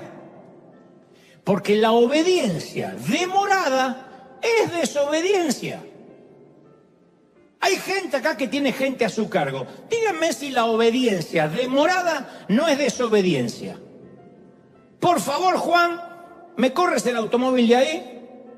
Sí, ya voy. Y lo corre 5 horas después. Y te dice, pero yo lo hice. Pero es desobediencia. Pero lo hice, sí, pero 5 horas más tarde.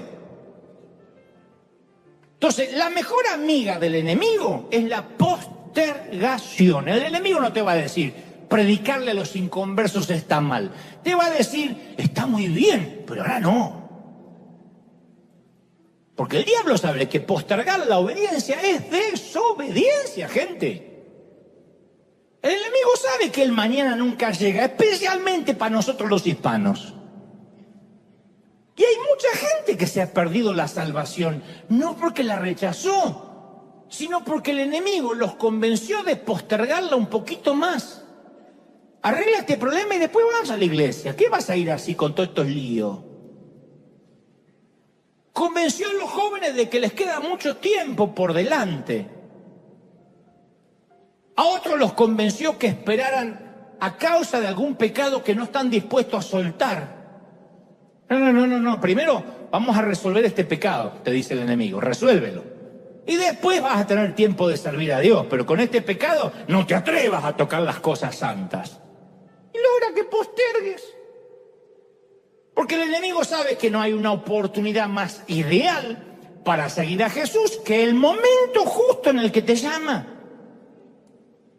No sé si oíste algún predicador alguna vez decir, hoy es el día de la salvación. Generalmente los evangelistas solemos decir, hoy es el día de la salvación. Pero este versículo no existe en la Biblia. En realidad existe en 2 de Corintios 6:2, he aquí, ahora es el día de la salvación. No, hoy es el día. ¿Y qué sé yo? ¿Y antes de las 12? ¿Antes de brindar? No, ahora. Porque hoy es el día, no transmite la urgencia. Ahora. Entonces, si alguien se está ahogando, no necesita que lo rescaten en algún momento del día de hoy. ¡Me ahogo! Ya va.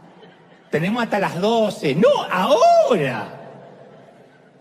Entonces, cuando Jesús llama, no está diciendo, respóndeme el llamado en algún momento de hoy. En algún mes del próximo 2024 respóndeme el llamado, ¿sí? Yo igual te dejo la llamada abierta. No. Él está esperando nuestra respuesta ahora. ¿Sí o no? Me está mirando como diciendo, bueno, lo voy a pensar. ¡No! ¡Ahora! Tenemos el mandamiento más importante y más crítico de todos.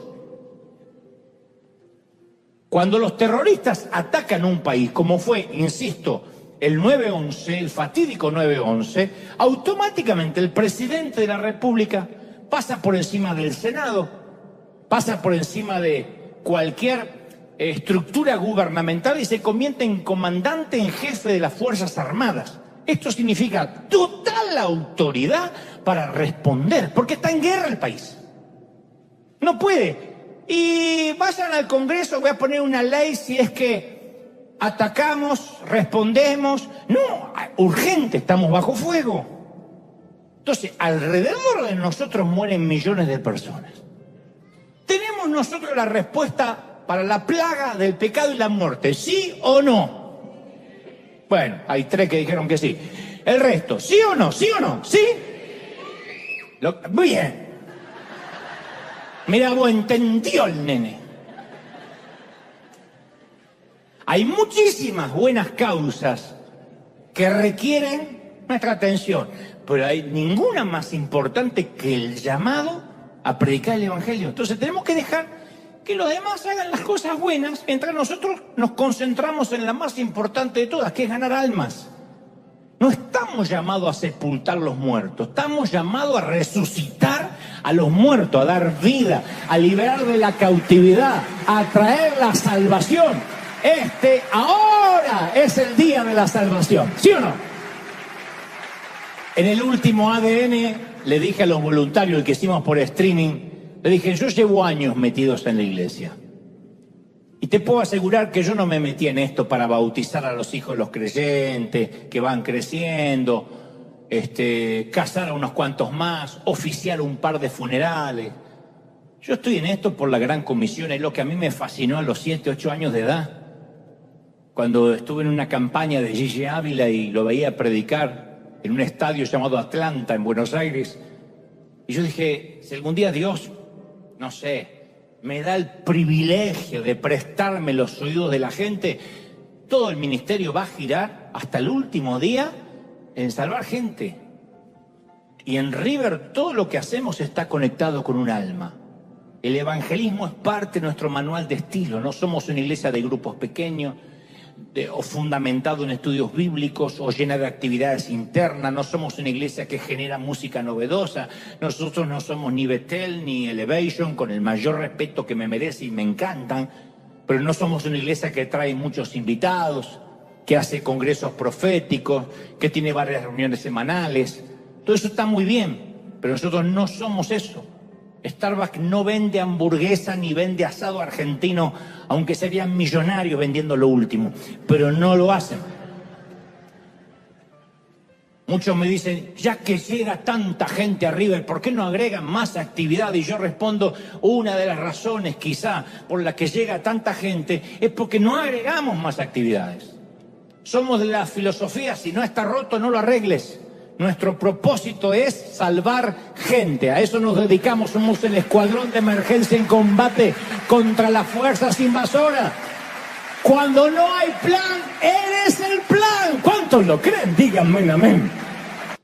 Y nosotros, por lo general, especialmente para estas fechas, estamos esperando el nuevo plan para el año. Señor, dame un plan, dame una resolución, dame un proyecto. Pero en realidad nosotros somos ese plan.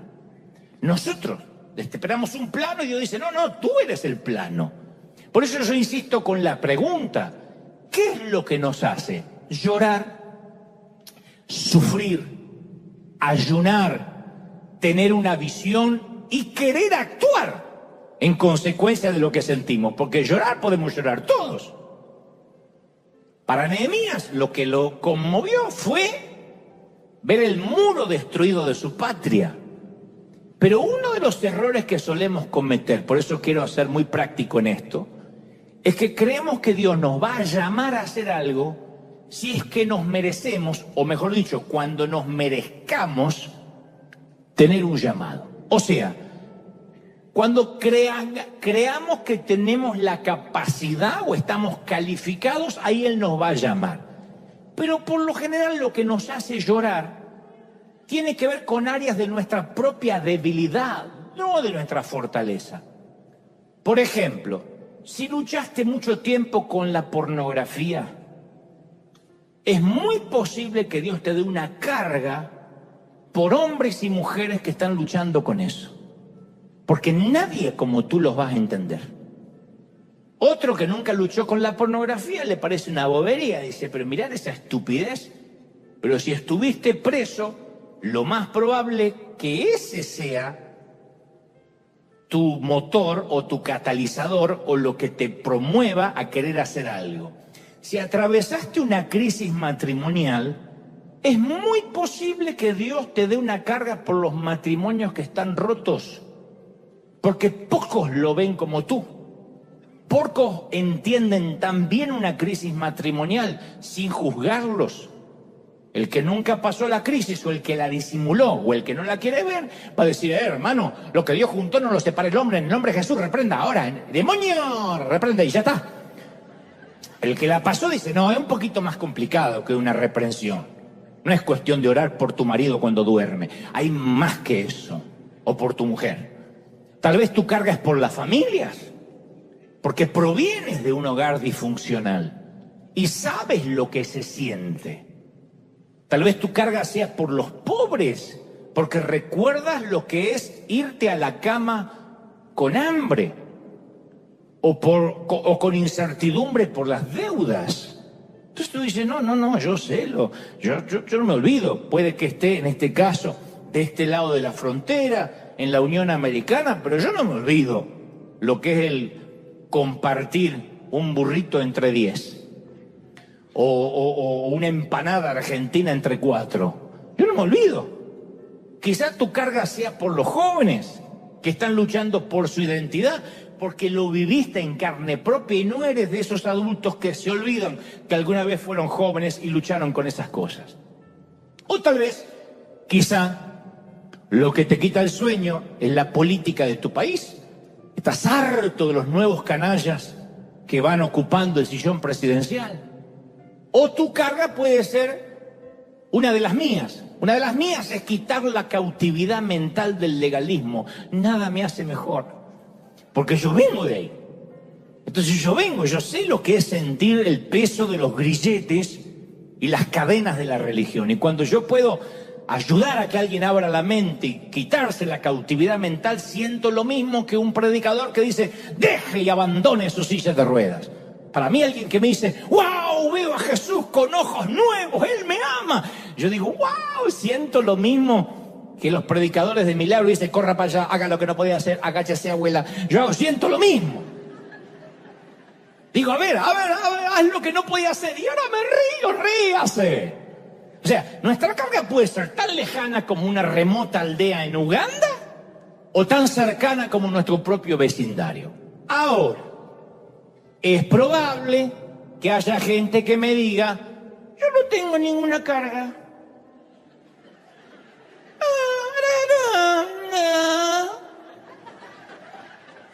Estoy pensando si hoy comemos pollo o... Mi respuesta es, si no tienes una carga, no estás viendo, no estás mirando. Si no ves ningún problema que lacera tu corazón, es que estás caminando por la vida con los ojos cerrados. Si es así, no necesitas una carga, necesitas abrir los ojos. Porque si no tienes carga por nada y por nadie, vives en una burbuja, estás demasiado cómodo a lo mejor. Y en vez de un llamado, en cualquier momento, Dios me dice, recibe esta palabra, colócala en la nevera, haz un cartelito, Dios te va a dar una hermosa patada en el trasero. Si no hay una carga real, Dios va a decir, bueno, te voy a quitar un poco de comodidad, tal vez recuerdes de dónde vienes. Tal vez recuerdes por qué yo te permití vivir lo que viviste para que ayudes a gente que ahora está viviendo lo mismo. Porque solemos ser desmemoriados y olvidarnos rápido de dónde Dios nos sacó. Ahora bien, si la carga que sentimos es por el hecho solo de predicar o de servir, o como algunos que dicen, yo me quiero poner una iglesia, o viajar por el mundo, eso es una realización personal. Cuando Jesús le hace un desayuno a Pedro después de la traición, le dice, Simón, hijo de Jonás, ¿me amas más que estos? Le señalan los pescados y dice, ¿me amas más que estos? Pedro contesta tímidamente, tú sabes que yo te quiero. Y el Señor le responde, apacienta mis corderos. Fíjate que Jesús no le dijo, Simón Pedro, ¿amas a mis corderos? Y entonces, conforme la respuesta, bueno, si los amas, alimenta a mis corderos. No, Jesús le preguntó, ¿me amas? Porque el ministerio de Pedro a los corderos tenía que ser motivado por su amor a Cristo, no por amor a los corderos. ¿Me siguen, sí o no? ¿Amas a Jesús? Es la pregunta clave. Y eso debería bastarnos para que ofreciéramos la vida al servicio de nuestro Rey. Señor, yo te amo. Por eso te quiero obedecer. Lo que quieras que haga en el 2024, lo voy a hacer. Porque yo te quiero obedecer. Entonces, grábate esto. Cuando no hay plan, eres el plan. Cuando no hay plan, soy el plan. Y Dios quiere hacer algo conmigo. Si es que lo amo. Porque a veces pensamos que uno ama a la gente más que Dios y tenemos que orar para convencerlo a Dios que salve gente. Señor, amo a la gente, no como tú que no lo amas. Pensamos que nosotros amamos más a la gente que Dios y que hay que convencerlo a Él, que dice, bueno, está bien, voy a salvar a tu cuñado. No es así. Porque nosotros no subimos a la cruz por nadie. Es el Señor que murió por los pecados de la gente. Entonces, amas a Jesús, apacienta a los corderos. Entonces, conocer la voluntad de Dios es una cosa. Hacerla es otra cosa distinta. No sirve de nada conocer la voluntad de Dios para este nuevo año. Quiero que Dios me dé un decreto para este nuevo año y saber qué es lo que quiere. Si uno no está dispuesto a obedecer, ¿para qué uno quiere saber? Creo que Dios les va a decir a algunos, ¿para qué me estás pidiendo otra vez? ¿Qué tengo para el nuevo año si no obedeciste lo de hace 3 años anteriores? Entonces hay muchos que no son efectivos, que no dan fruto, no porque no tengan dones, talentos, sino porque son perezosos, que no viene al caso, no son ustedes, pero sí muchos de los que me están mirando y los del otro servicio, que son perezosos. El escritor a los Proverbios, Proverbio 24, dice que pasó por el campo de un perezoso. Proverbios 24 está esta historia. Y vio un campo lleno de espinas y malezas que cubrían el suelo y se tragaban las paredes de una casa que estaba en ruinas. Proverbios 24, 32 dice Salomón, guardé en mi corazón lo observado y saqué de esto una lección. Un corto sueño, otra breve siesta, otra siesta más, un pequeño descanso, cruzado de brazos, y te asaltará la pobreza como un bandido y la escasez como un hombre armado. Los enemigos de este hombre no eran ladrones, era su falta de esfuerzo, su falta de acción. Se ve que el tipo se sentaba en la mecedora a pedir la voluntad de Dios. Y el problema es que nadie se cree perezoso. Es más, todos están diciendo, ay, menos mal, esto le vendría bien a... Pero nadie se cree perezoso. Si yo ahora mismo hiciera una encuesta y preguntara quién es perezoso, todos me dirían, no, tengo otros defectos, pero yo vivo trabajando. Sin embargo, uno puede estar demasiado ocupado y aún así ser perezoso porque está eludiendo una orden de Dios. Entonces tenemos que reconocer que uno de los grandes defectos hispanos es que somos expertos postergadores crónicos. Eternos procrastinadores. El ahorita no es patrimonio de México nomás, ¿eh? Hay otros que no dicen ahorita, pero dicen, sí, ya voy. Pagamos nuestros impuestos en la fecha límite. Esperamos el último día para hacer las compras de Navidad.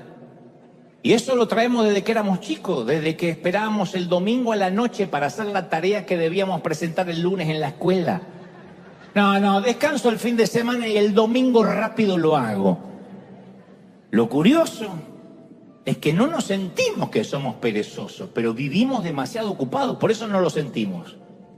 Pero no somos efectivos porque no hacemos lo que sí tenemos que hacer. Entonces usted dirá, ¿y qué es lo que tengo que hacer? Bueno, hay un asunto urgente que nos convoca esta mañana y nos convocó todo el año, que es la salvación de los perdidos. Otra excusa. No, ya sé que Dios quiere algo para este año, pero no tengo los recursos. Yo llevo 40 años casi predicando. Yo sé que parezco de 30 y pico, pero... Y las visiones más audaces, las más grandiosas, cuando no había visto $1 en mi vida. Dios nunca se basó en mi dinero o en mi escaso presupuesto. Dios no es pobre, Dios no necesita nada.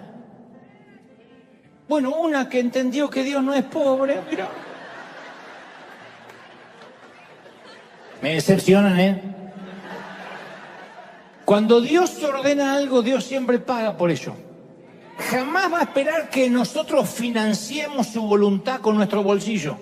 Cuando Dios quiere algo, no pregunta cuánto cuesta. Alguien tiene que decir, ese es mi Dios, aleluya. El costo no es problema. La única cosa que determina lo que Dios puede hacer o no es nuestra disposición a creerle y obedecerle. Entonces la voluntad de Dios no está regulada por nuestro bolsillo, por nuestro dinero. Dios es un Dios informado que cuando te envía, sabe cuánto cuesta. Y Él va a proveer. Tú dices, pero no me proveyó, porque no te va a proveer antes que obedezcas. Estas señales seguirán a los que creen, no que los que creen siguen las señales. Entonces nosotros decimos, si esto de Dios, dame una señal. No, créeme y las señales te van a seguir. No podemos poner el carro delante del caballo. Estas señales seguirán a los que crean. Cree lo que te mandó Dios. Y alguien está diciendo, pero yo no recibí una palabra profética. ¡Ahí está! Vayan y anuncien. Falta que diga cabezón, que está en River. Vaya y anuncien. Ve y anuncia, obedece. ¿Sí o no? Entonces, otros dicen, bueno, pero tampoco es así nomás. No estoy a la altura. Miremos a los discípulos. Jesús no se paró en la puerta de la Universidad de Jerusalén y los agarró a la salida. Y que yo sepa, no eran las mentes más brillantes de la sinagoga. Él fue a los puertos pesqueros y eligió, para decirlo elegantemente, a unos tipos bastante brutos.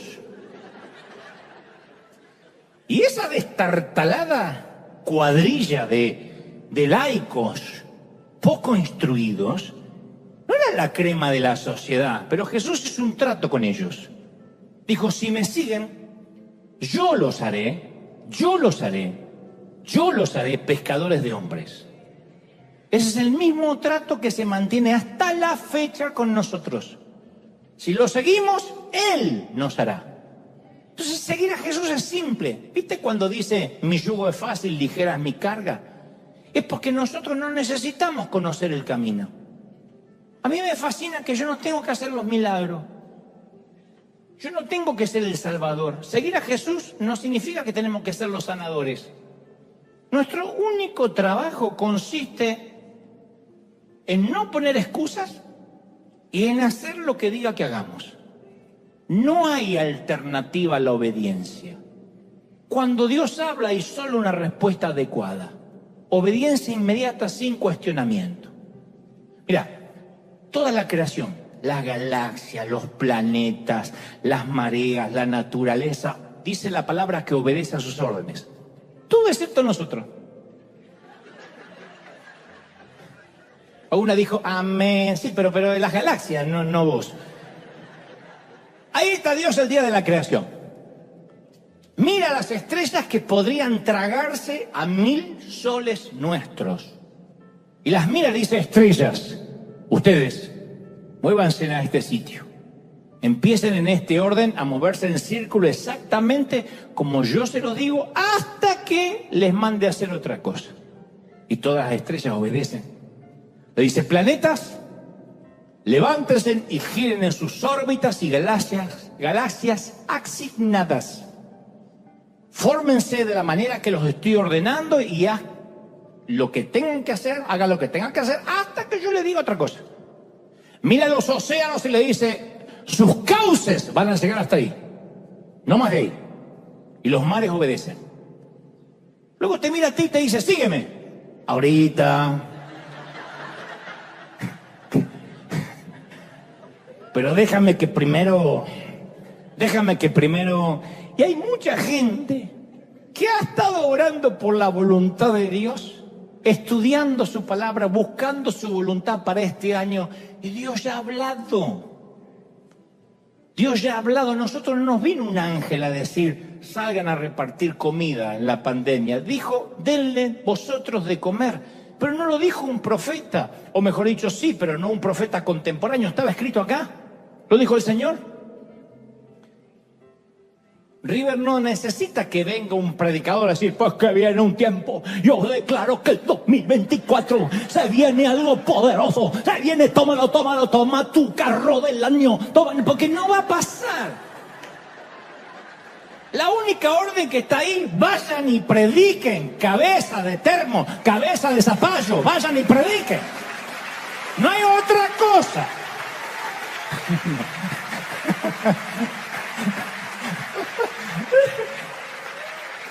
Dios ha hablado, falta que obedezcamos. Entonces cuando me dicen, danos los tips para saber qué hizo River, cómo creció, y no pusimos obedecer lo que está escrito. Porque el no obedecer se llama rebeldía, y la rebeldía bloquea las bendiciones de Dios. De hecho, si uno no quiere obedecer, ni la Biblia lo ayuda. Ni orar todo el día. Si uno no quiere obedecer, ¿de qué sirve orar todo el día si uno no obedece? Entonces, lo único que necesita el Señor es lo que cualquier buen líder necesita. Que hagamos caso. Punto. Como aquel gerente que se puso a contratar gente y uno decía, yo manejo computadora, yo manejo multimedia, yo tengo un posgrado en tal lado, y él lo único que quería escuchar la frase, yo sé hacer caso. Hay un momento que uno necesita gente que haga caso. No que se ponga a debatir, a esgrimir la teología, a hacer caso. Mientras que algunos están orando por la voluntad de Dios, otros vienen y la hacen. Esos somos nosotros. Entonces, si sientes el dolor de una carga, pero no has actuado, tienes que entender que estás desobedeciendo a Dios. El apóstol Pablo expresó en Hechos 26:19, no fui rebelde a la visión celestial. Uno puede tener una visión y ser rebelde. Ahora, ¿obedecerlo es fácil? No, nunca dijo el Señor que va a ser fácil. Uno necesita tomar ánimo en las palabras de Pablo en Gálatas 6:9, no nos cansemos pues de hacer el bien. ¿Por qué diría eso? Porque hacer el bien cansa. A veces uno se siente como el profeta Elías, que es el único que tiene la verdad, y no es así. Porque tu carga podría ser a incrédulos, a pobres, a indigentes, a huérfanos, a homosexuales, a familias, a niños, a jóvenes que luchan por encontrar su identidad sexual, rupturas en la sociedad, por el gobierno. Como dije, mi carga y mi llamado es el evangelismo y quitar cautividad mental. Pero para serte muy honesto y muy sincero, a esta altura de la vida tenemos confianza. Yo todos los años a esta altura tengo ganas de dejar todo. Viste que los pastores te dicen, es cuando más hay que tomar fuerza, pero yo a veces tengo ganas de decir, ya lo acabo. Y usted dice, ¿de cuándo te pasa? Desde siempre, por décadas. A esta altura, llego a estas fechas con muchas ganas de irme a vivir al Tíbet. A donde nadie me puede encontrar. Como dijo David en el Salmo 55:6, para que vean que mi cansancio es espiritual.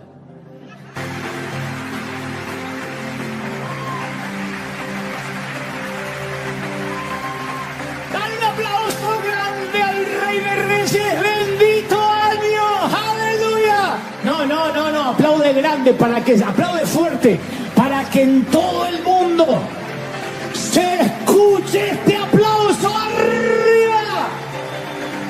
¡Wow! Vamos, dale un grito de júbilo. Se termina el año, pero empieza una nueva asignación, dice el Señor. Somos el plan, River. Somos el plan, River. ¿Tú lo crees? Somos el plan. Di conmigo, soy el plan. ¡Qué lindo! No pidamos un plano, somos el GPS. Somos el GPS, somos lo que va a conducir a otros hacia Cristo. Eso es fascinante. Me fascina saber que soy un plan. Me fascina, a mí me sanó mucho. Siempre cuento en las conferencias de que mi mamá y mi papá me dijeron que fui un susto. Ustedes me quisieron tener, me planificaron. No, fuiste un descuido, dijo mi mamá. Un descuido, qué feo que te digan un descuido. Nunca averigüé si fue del viejo o de la vieja que no se cuidó, pero fui un descuido. Y fui por la vida muchos años pensando que era un descuido, diciendo, es un descuido. Mi mamá, cuando alguien se echaba una flatulencia, un gas, decía, ¿quién se descuidó? Así que por carácter transitivo yo me sentía Dante Flatulencia Gebel. Y un día descubro y Dios me dice, puse mi nombre, Dante. Desde antes que tus viejos se descuidaran, yo ya te pensé, yo ya te soñé, yo te diseñé. Eres mi plan. ¡Wow! ¿No es maravilloso?